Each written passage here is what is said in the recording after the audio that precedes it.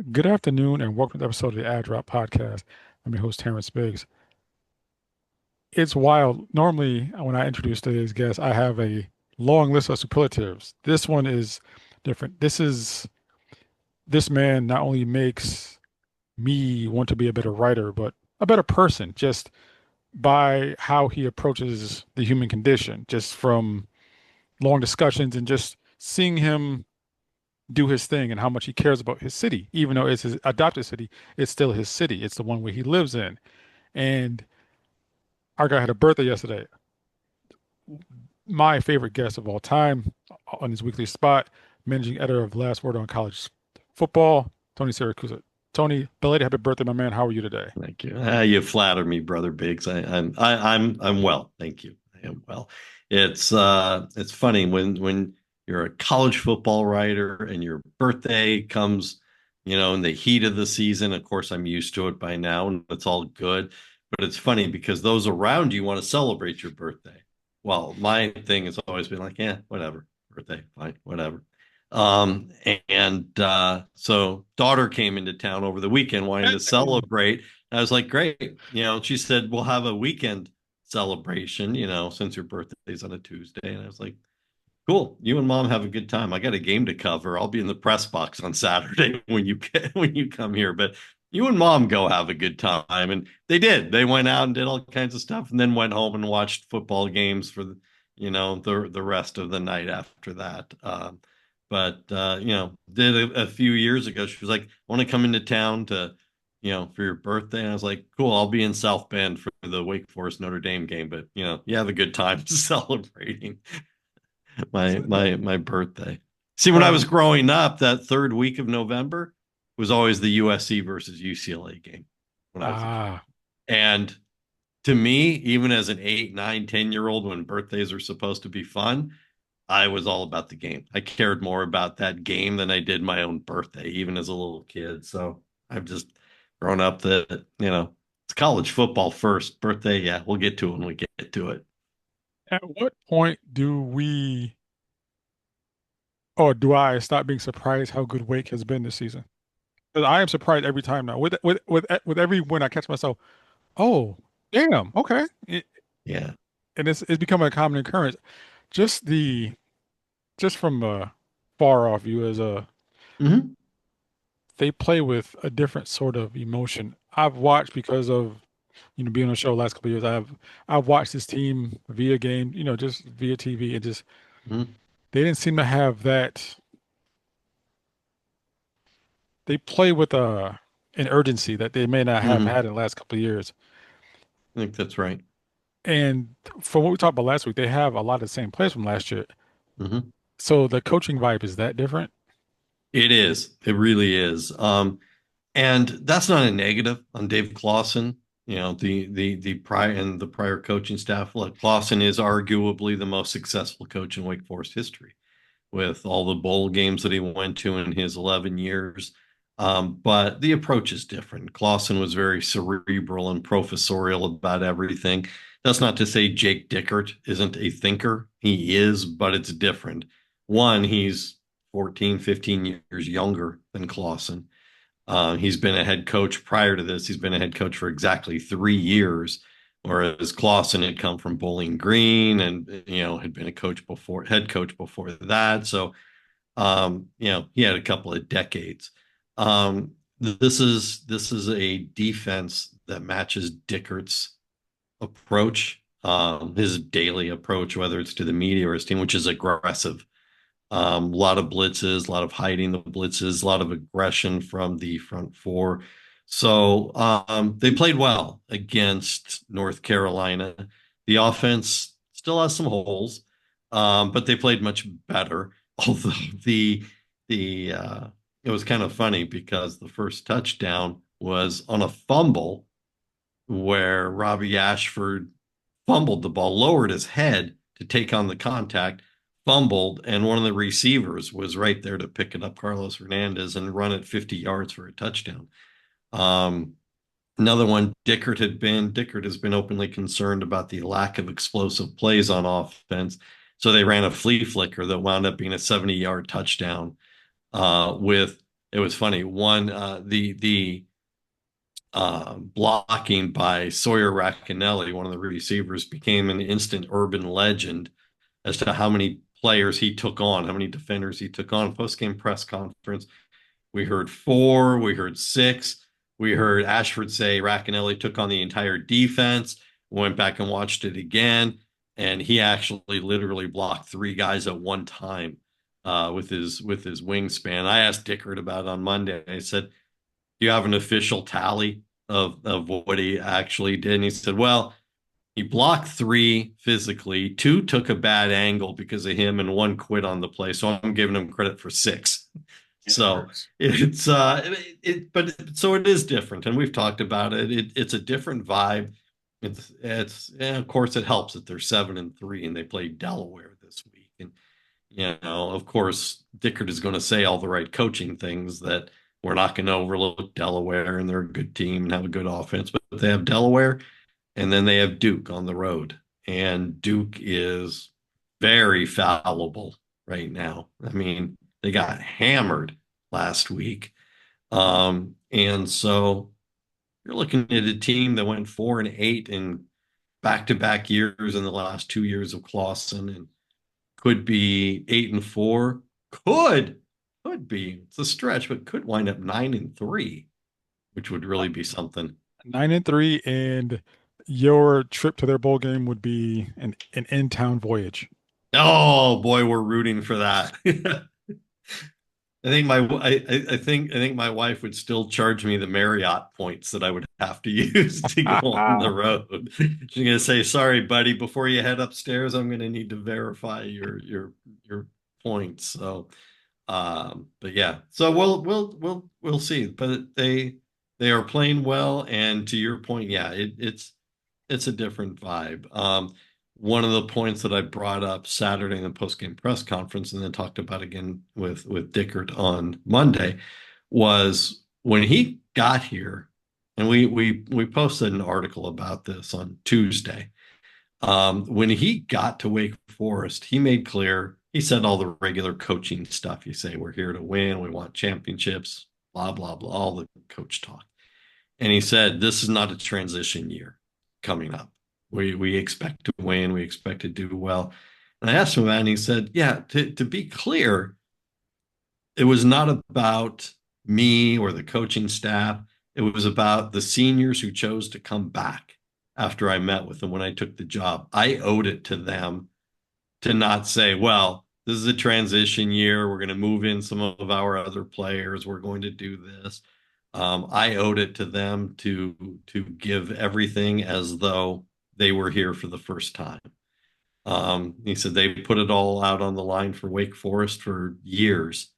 And a guy like Nick Anderson, who with the COVID exemption and with the redshirt year, he's in his sixth year, and they call him Captain America on the team now. He went from walk on to team captain and all ACC candidate at defensive back, and he said I owed it to those guys to make this year legit for them. So, and they sensed it and they stayed, and here we are. We'll see what happens the last 2 weeks.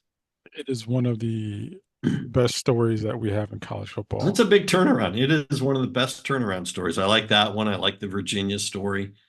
A couple of really good turnaround seasons. Now, James Franklin has a new home. He agreed to a Yeah. deal at Virginia Tech. The fit, I think it works for him. It's in a way he should be kind of used to being in a smaller atmosphere in a Power Mm-hmm. Four conference. Mm-hmm.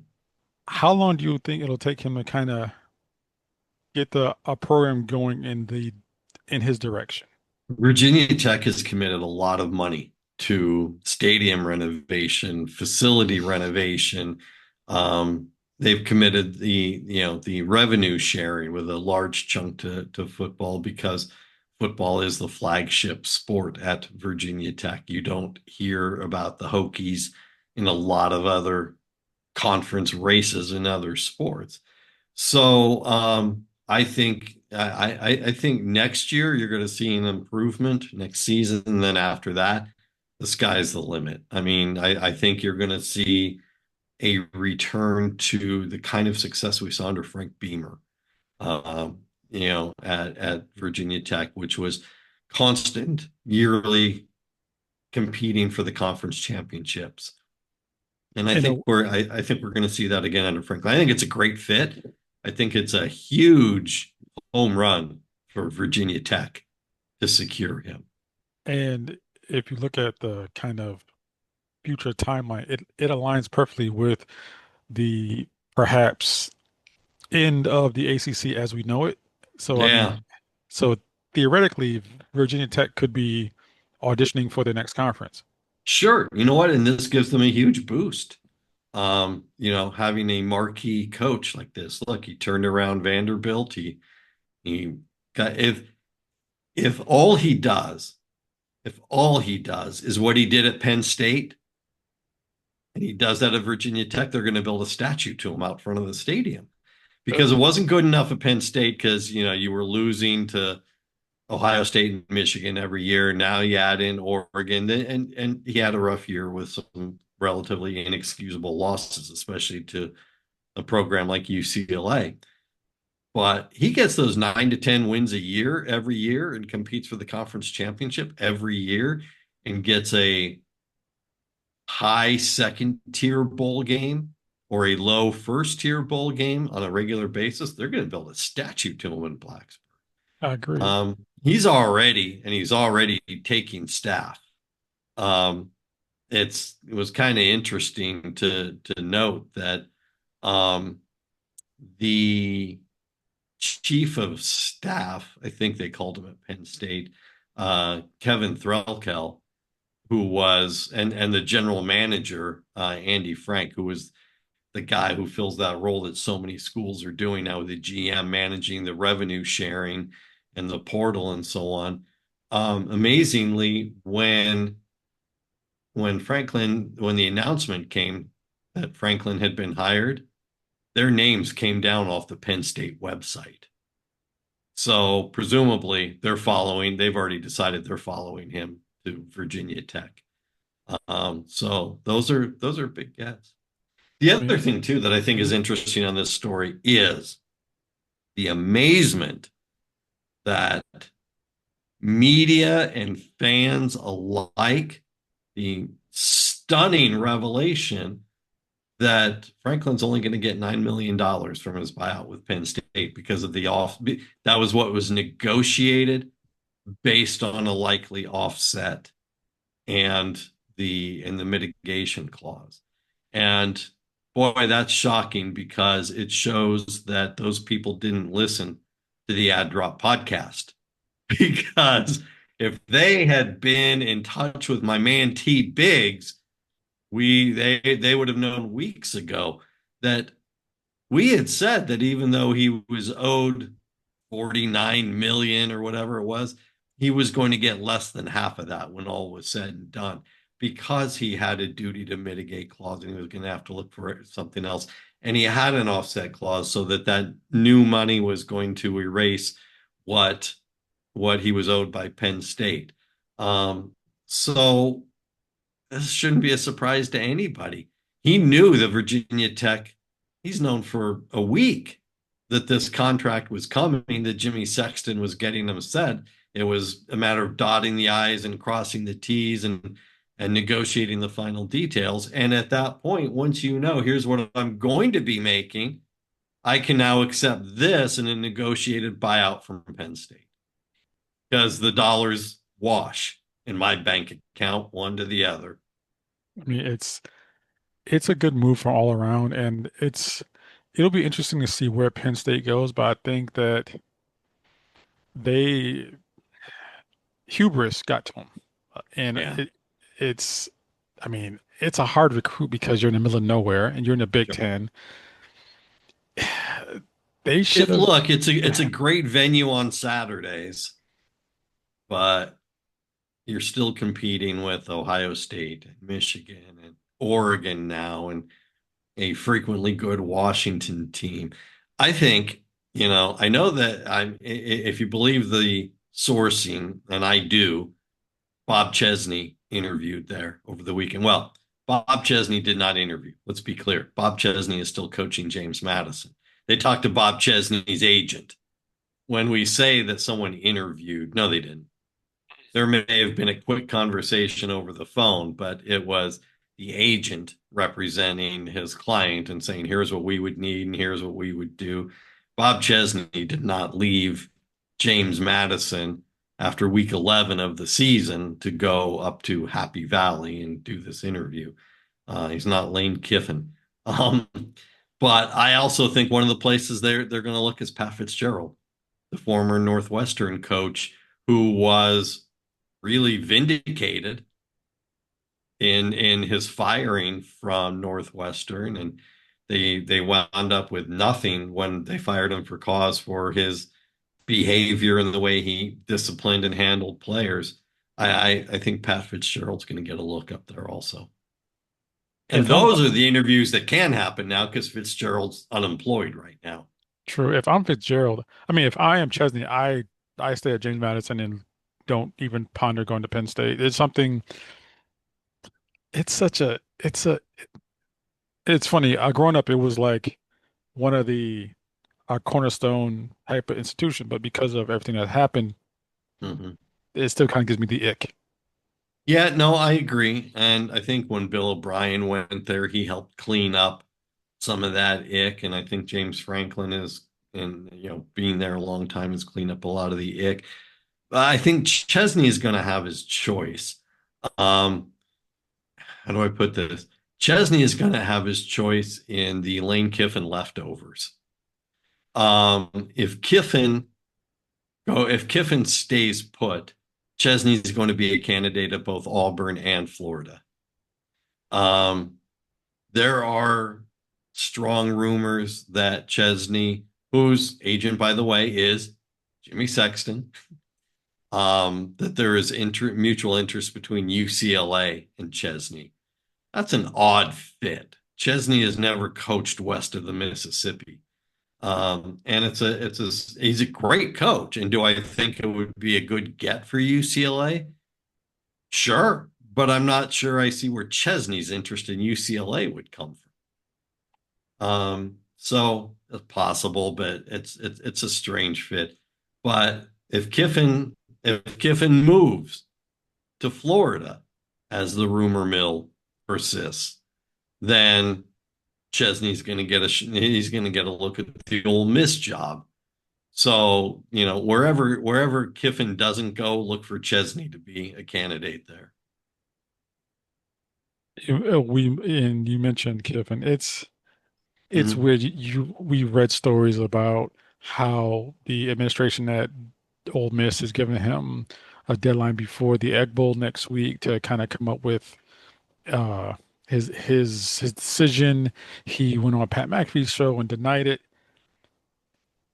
If I'm a team and I'm looking at Lane Kiffin, Mhm. yes, he's a very good offensive mind, but I think about how so many of his tenures and other spots ended. And why is it always ugly? Or not why, always, but Yeah, exactly. Right. His exits are always is just horrible. Some of it self-induced, some of it not. Tennessee was his doing. USC, the record was his doing. The way it was done was all on Pat Hayden. Um, the Raiders, well, it's the Raiders. You expect it to go sideways, right? Um, it was ego to even take that job, because what? Al Davis was still in charge. Why would you want that, right? right. Um, Alabama went sideways because remember, after Nick Saban saved him from the junk pile, um, Kiffin took another job before the national championship game, and then wanted to stay and coach. And Saban was like, "No, we're good, thanks." You're distracted. You need to put together a staff, and the two of them left. The two of them parted in a very acrimonious way. And ironically, if you remember, then who took over the offense for the championship game? Steve Sarkisian. It's easy. He was an offensive analyst on the program, and came down from the office suites to coach the offense for the championship game. So it's look, I have said we have talked about this because it's almost as if Lane gets bored if he's not being talked about, right? And we had hoped Lane had settled in Oxford. We had hoped that Ole Miss was a home for a while. He's got one of his kids going to school there now, but it's almost as if Lane, it's as almost as if the old Lane Kiffin has risen from the ashes again, and he needs to be loved. And LSU and Florida are both showing him love. Um, he's not going and doing these interviews by all reports, and he's not denying it. He has sent his wife to Baton Rouge and to Gainesville. Now, she actually has family in Gainesville, so there's a little bit of the, what was that game that you get in the street corners of New York, the shell game or whatever, Yes. find the hidden quarter under the shell. It's was she going to hang out with family or was she going to look at the facilities in Gainesville? I mean, Nick Saban did that before he took the LSU job, right? When he was and he sent his wife, he sent Miss Terry because he was like, if I go, everyone's going to see me getting off the plane, and it's a story. If you go, then it's different. And so she went and did all this research. His wife could have been doing that, or she could have been going to see her brother and mom and dad. I don't know, but the rumors are out there. Um, I find it interesting. You brought up the deadline that was allegedly put on him by Ole Miss and him denying it on the Pat McAfee show. What I find interesting is Ole Miss hasn't backed up his story. Ole Miss has never said, no, we didn't give him a deadline. They've stayed silent on whether they did or didn't. And I think that they're owed something. I really do. Not just because he's there and he's done well, it's because this team is ranked sixth in the country right now. They're going to go to the playoffs, barring some absolute meltdown the last 2 weeks. They're going to the playoffs. You have to know what you're going into the postseason with. We're not talking about, going to the Alamo Bowl with an interim coach. We're talking about going to the playoffs. We're talking about headed into the real postseason. And I think they are owed, I don't think they're owed a commitment from Lane, but I think they're owed a conversation with him about where's your head. Because if you're thinking of leaving, okay, we get it. We want you to stay. You're going to do what you're going to do, but at least in their own heads, they're formulating a plan B about when he leaves. I think if he does, I think it screws his players. And I'm usually the guy who says, "Hey, coaches leave, coaches come and go." But again, getting ready for the playoffs, man. Come on, this is huge. This is huge for Ole Miss. You missed out last year on the 12-team playoffs, and you spent the entire offseason bitching about it. Now you're there. You're getting the team's going to be there, but you're going to leave in advance. I think Ole Miss is owed better than that. Arrow's far better. When they make it, they have a legitimate shot because any team, well, not any, but most teams in the playoff have a legitimate shot of winning the national championship. And he can't coach in the playoff if he takes his job at Florida. It No, can't. absolutely not. And Absolutely for the not. people who are like, well, he did this, no. And what you said definitely stuck, and it resonated how we thought that this was a new Lane Kiffin. This Hmm. is if you look at his social media behavior and he looked at the fact that he could have committed to Ole Miss weeks ago. Hmm. And then you see people there are legitimate people writing articles and having think pieces about who his family likes or their page likes on social media. This is where we are. Here's the thing. Yeah, that's a sad place where we are. Um, But and here's the other point, and I don't have an answer to it. Maybe you do. Is this Jimmy Sexton playing Ole Miss for more money?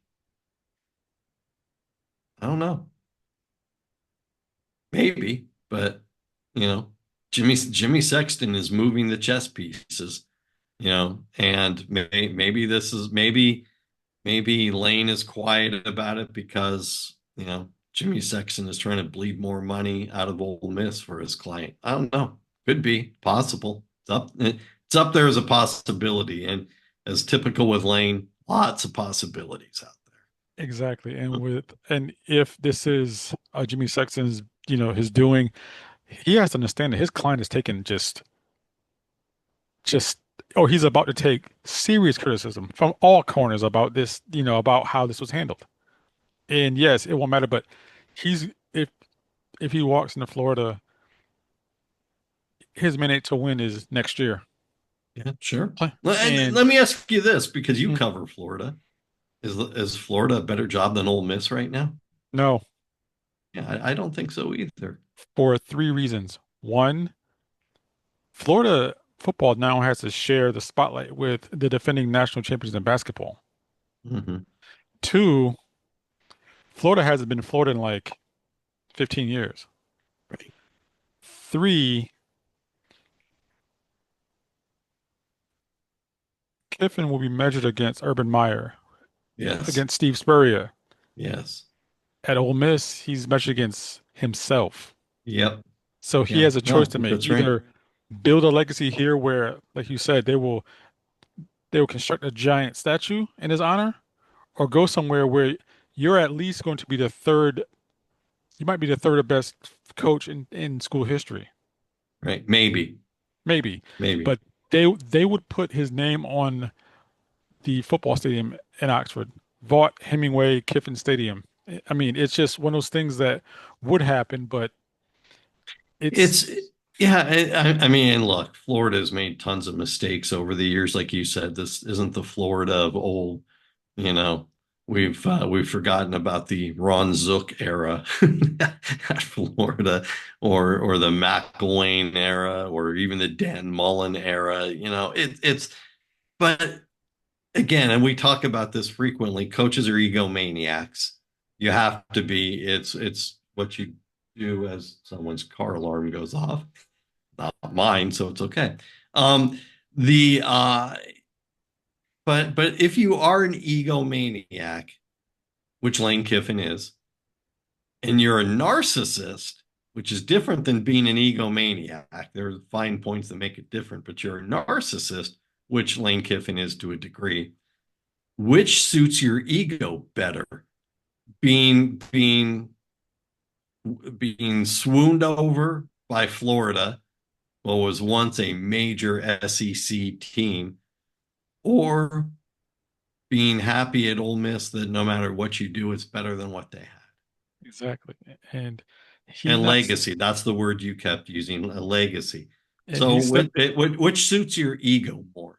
exactly. He's stepping, if he leaves for Florida, he's stepping into this. Alabama is not going to get any worse. Georgia is still going to be Georgia. Texas has Texas, Oklahoma, Texas Tech. LSU will find Yes. somebody.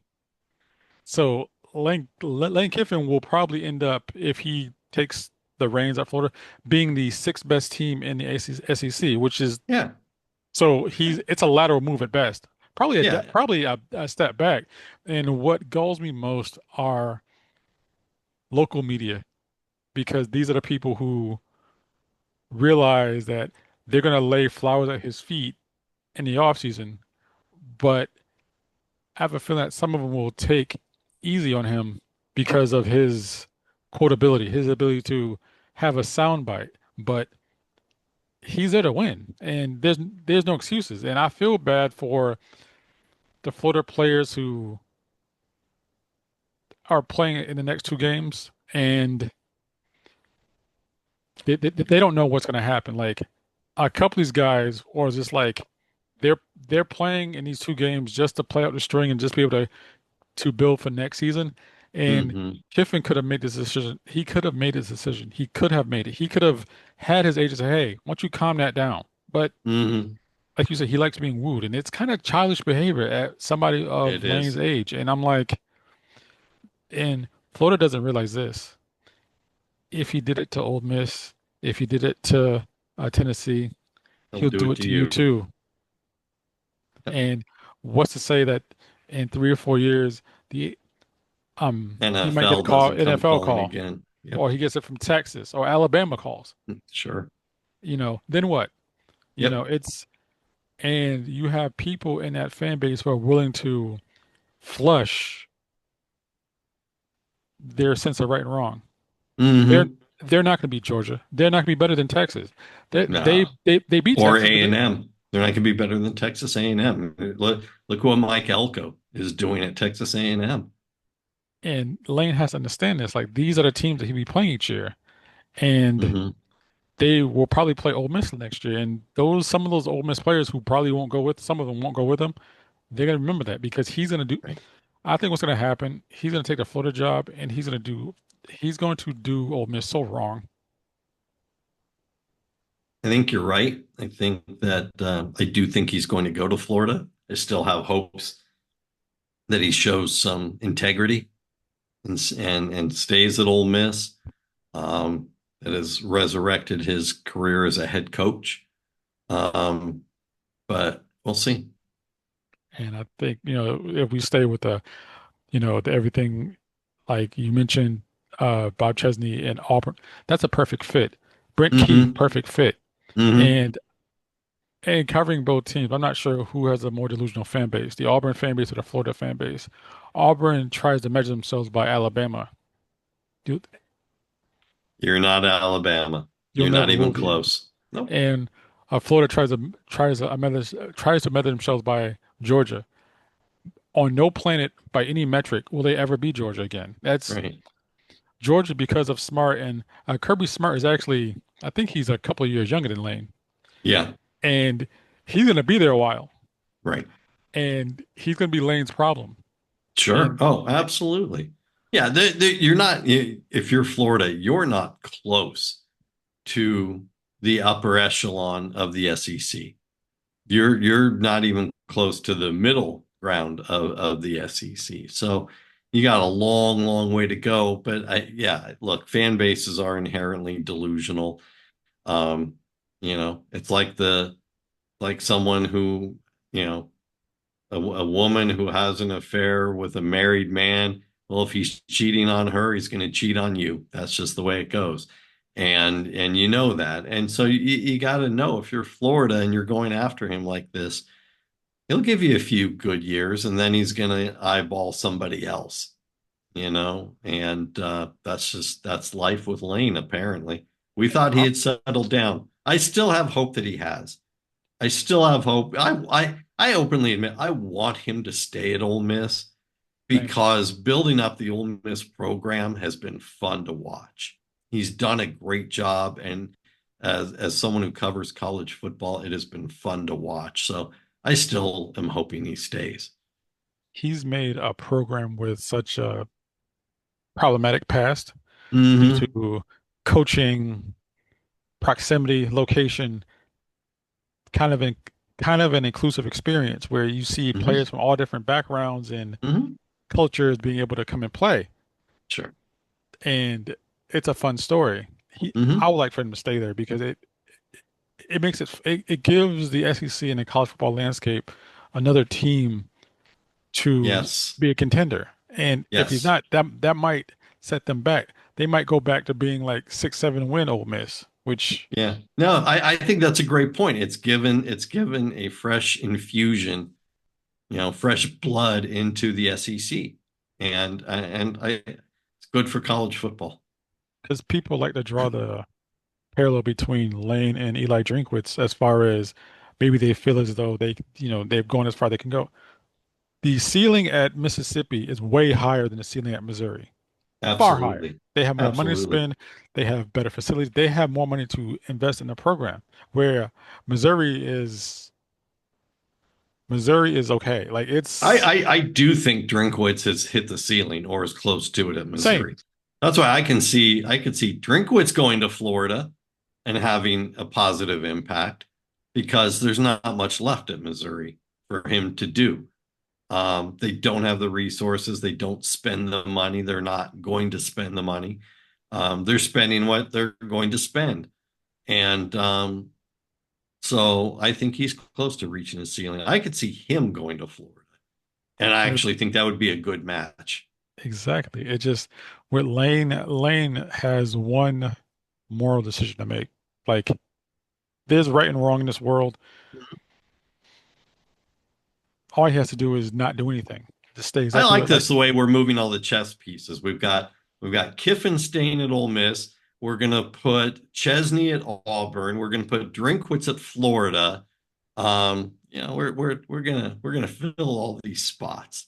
and I think I just Lane has a chance to do the unexpected and kind of earn he gets the respect for his team's offensive successes, but to a man, you can kind of get the feeling of a lot of folks don't take Lane seriously as a human being.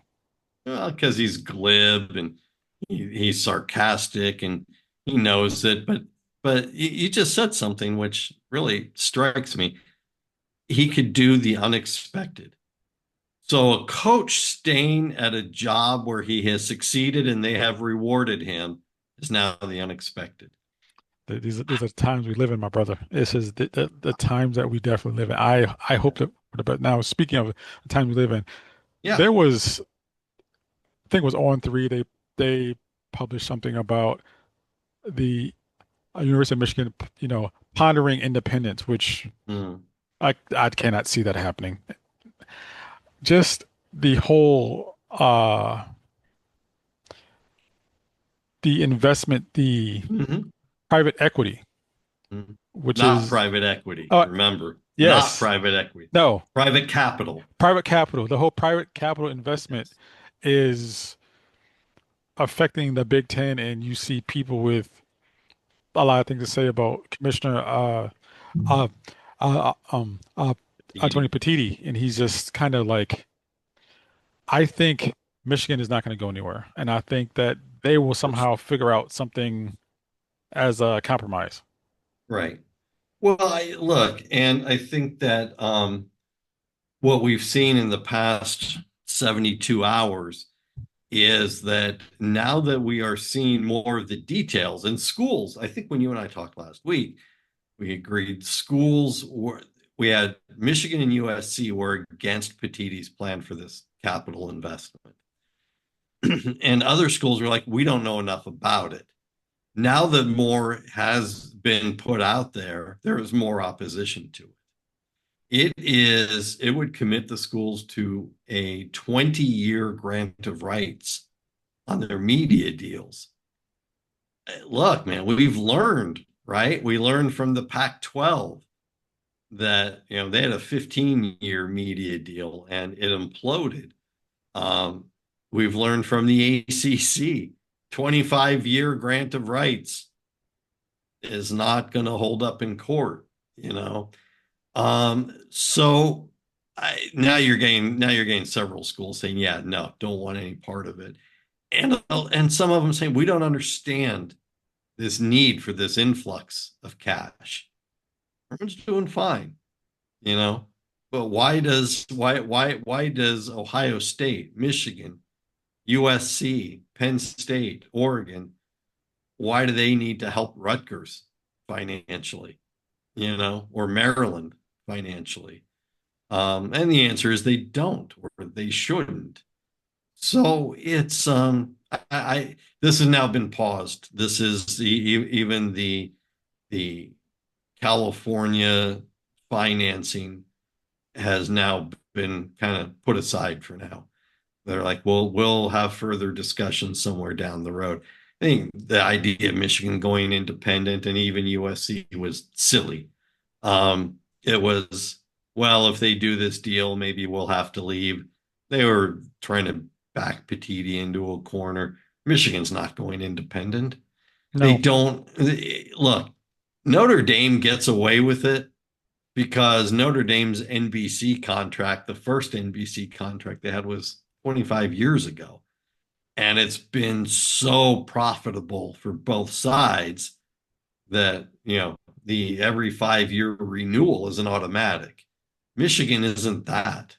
Michigan has had good years and bad years, ups and downs. You don't have a singular network willing to turn themselves into the Michigan network or the USC network. Michigan is benefiting off the $75 million a year every Big Ten school is getting from the TV contract. Michigan's not going anywhere.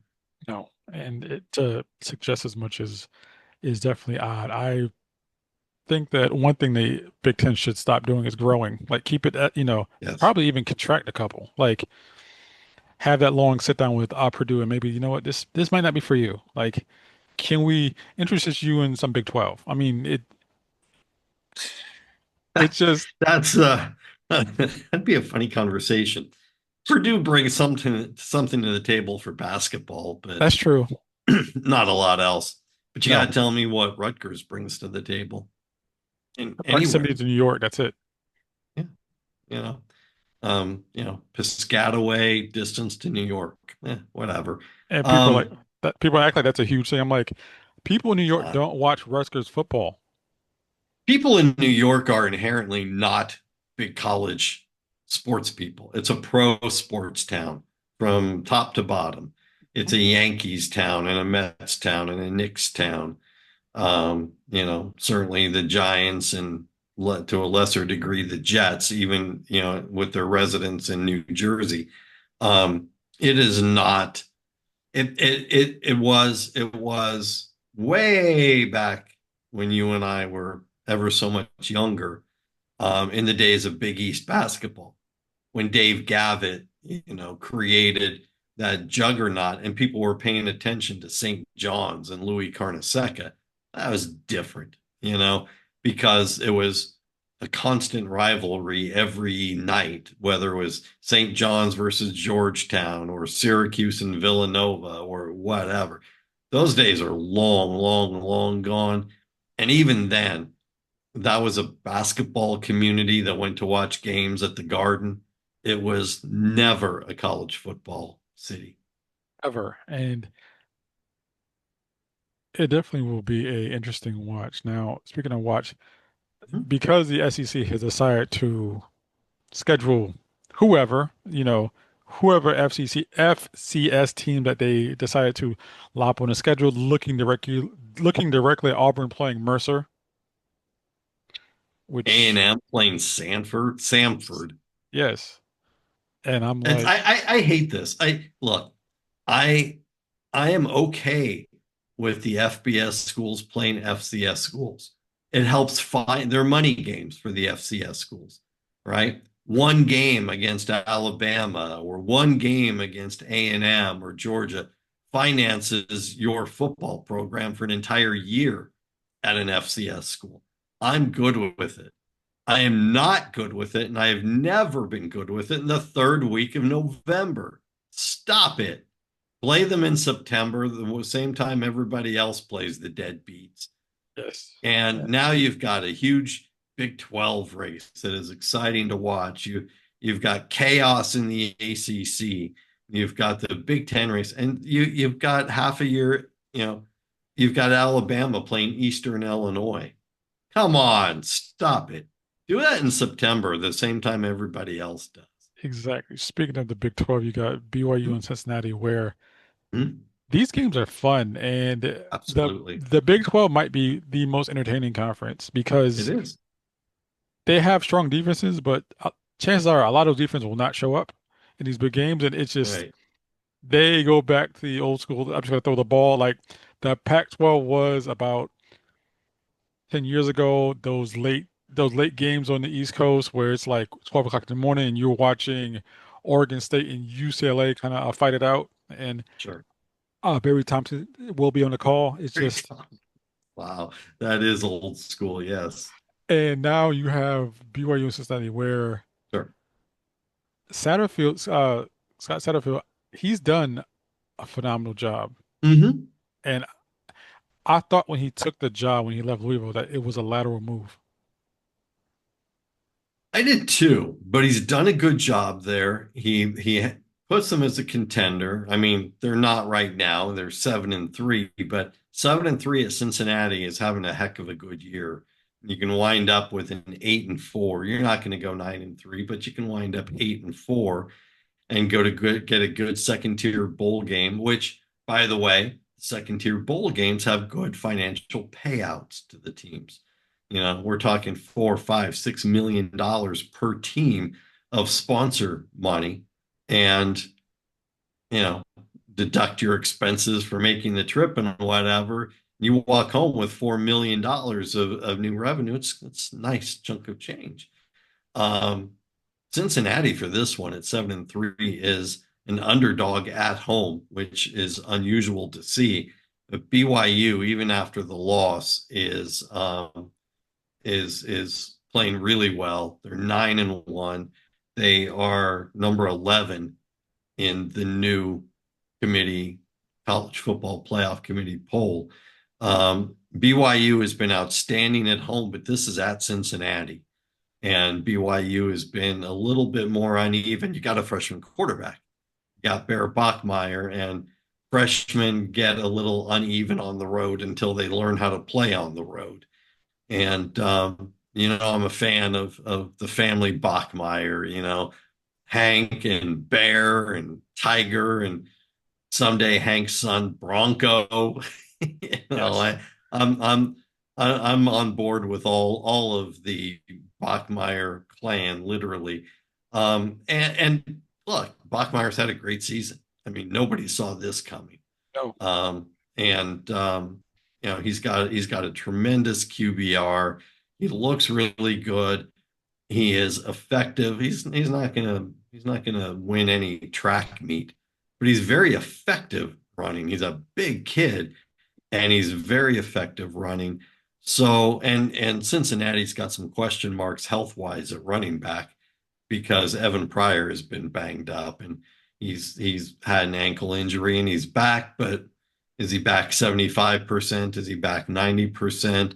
You know, Louis Walker has played well in his absence, but um, BYU still has a lot at stake. BYU is still looking down the barrel of a potential Big 12 championship matchup. Maybe Texas Tech in a BYU game, and rematch, and obviously a playoff spot for BYU. So I think BYU wins this probably pretty close game.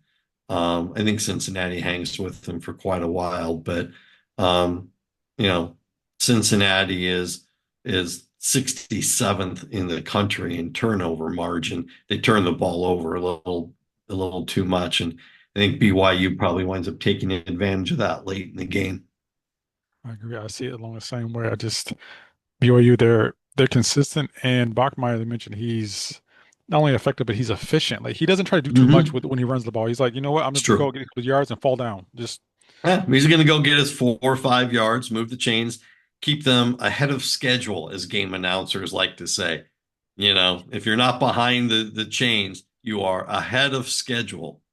I don't know when that became a thing. So, but it is. It is in the play-by-play vernacular, and Bachmeier does a good job keeping them there. Bachmeier is the way he runs is the tomato soup and a grilled cheese style of quarterback, where it's not fancy, but you know what? It gets the job done. He's effective. That's funny. That's funny.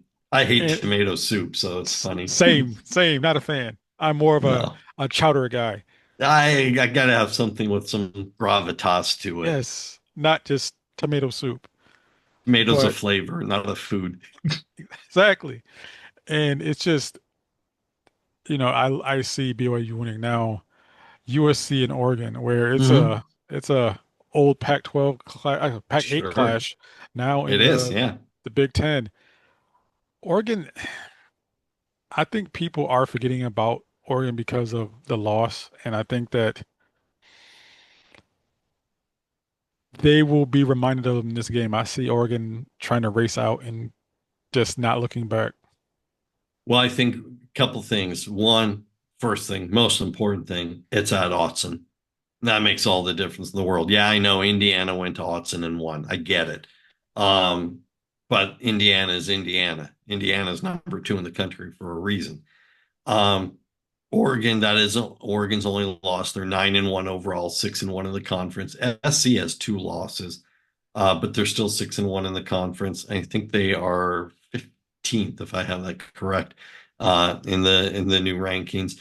So they each need this game to keep kind of long distance, long shot, Big Ten championship game hopes alive. I mean, they need Indiana or Ohio State to lose. Not likely, but possible.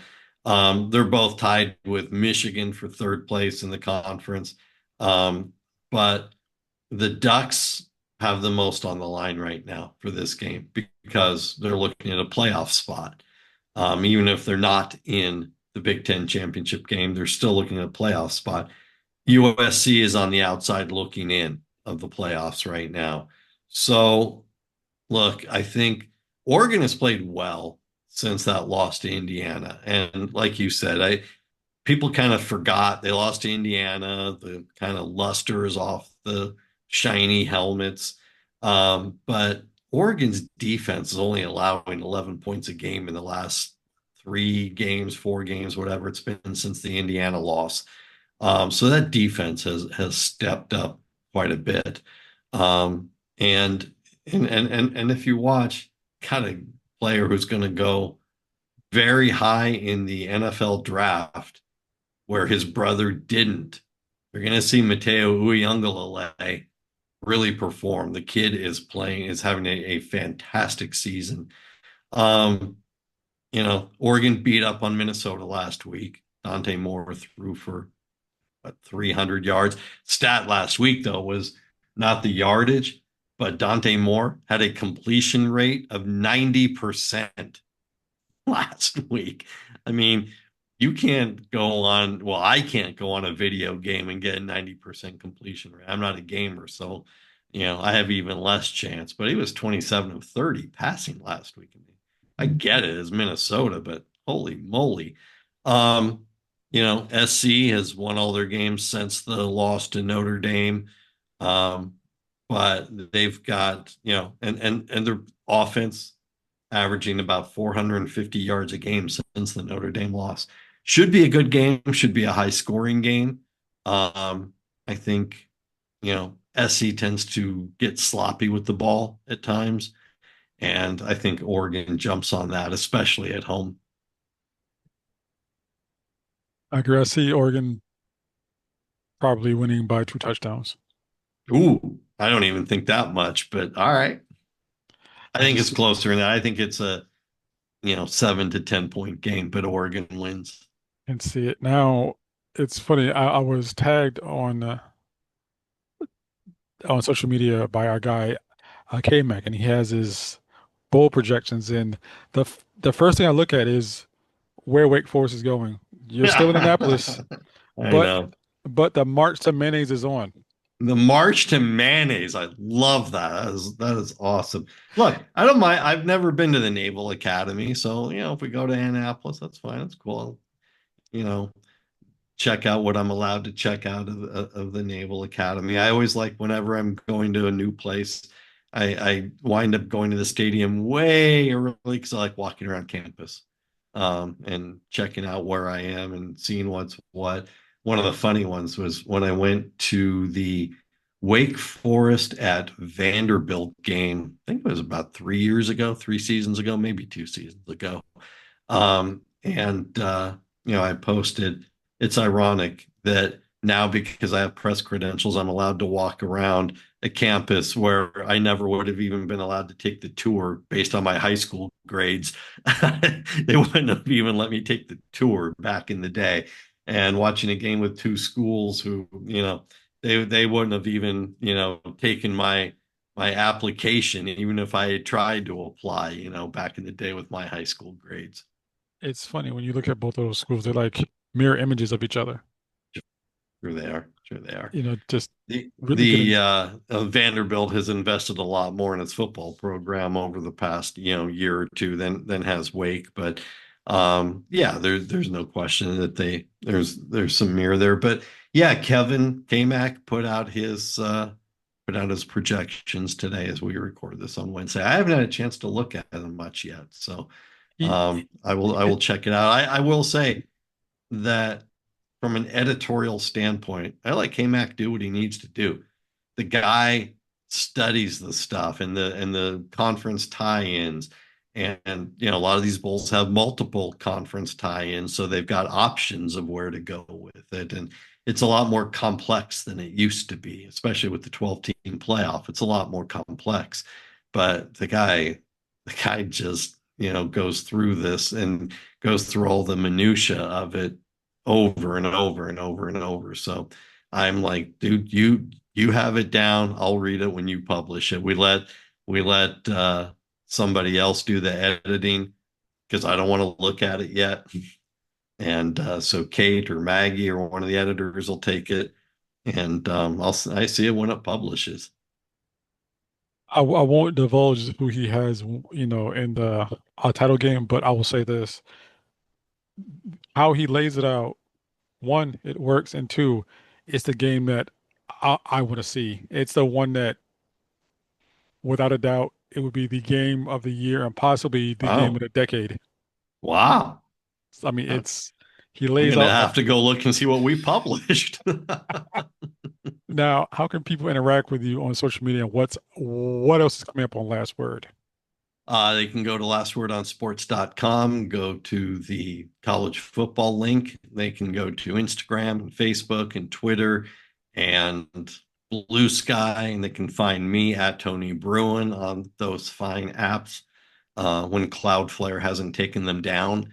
And we've got the Heisman polling. We've got previews of this week's games because even with the SEC doing what the SEC does and Georgia hosting Charlotte, there's still a lot of big games this weekend and some that we take a different look at because look, we've got a guy who is deep, knee deep in following Clemson all year. And man, it's been tough on Dabo, and Dabo's emotions are showing out. And, they're playing an FCS team before they close the season against South Carolina on the road. And you look at South Carolina, and I don't think Shane Beamer's on the hot seat, but I think if he loses to Clemson, he starts next season on the hot seat, especially after the meltdown that they had against Texas A&M. So we got coverage of all of that kind of stuff. How did the meltdown go across with the missus, her being a South Carolina fan?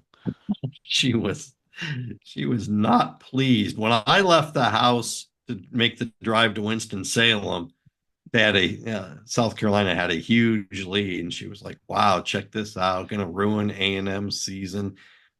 As we posted, excuse me, in the Sunday summary, the uh, the full circle of Texas A&M because that was the biggest comeback in Texas A&M history. As you can well imagine, they were down what 30-3 into the third quarter. Um, Texas A&M also is second on the all-time list of biggest choke jobs because they were up by 24 with about 3 minutes left in the third quarter over UCLA back in the Josh Rosen days, Oh yeah.